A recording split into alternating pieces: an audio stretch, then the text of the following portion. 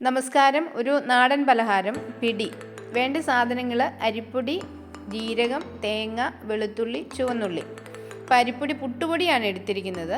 അപ്പോൾ അത് ഓൾറെഡി വറുത്തതാണ്. എങ്കിലും നമ്മൾ ഒന്നുകൂടി അടുപ്പിൽ വെച്ച് തേങ്ങയും ജീരകവും ഇട്ട് ഒന്നുകൂടി ഒന്ന് വറുത്തെടുത്തു കഴിഞ്ഞാൽ വളരെ ടേസ്റ്റ് ആയിരിക്കും.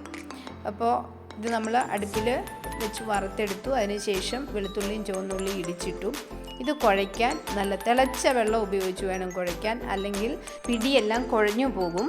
പിന്നെ പിടി ഉരുട്ടിയതിന് ശേഷം നമ്മൾ ആ പിടിയുടെ പാകത്തിന് വെള്ളം വെച്ച് നല്ലതുപോലെ തിളച്ചിട്ട് വേണം ഈ പിടി അതിലേക്ക് ഇടാനായിട്ട്.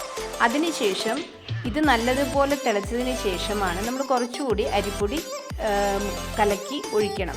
അത് തേങ്ങാപ്പാലൊക്കെയാണ് ചേർക്കുന്നതെങ്കിൽ കുറച്ചുകൂടെ ടേസ്റ്റ് ആയിരിക്കും. അങ്ങനെ ഇത് നല്ലപോലെ തിളച്ചതിന് ശേഷം വാങ്ങി വയ്ക്കുക. പിടി റെഡിയായി.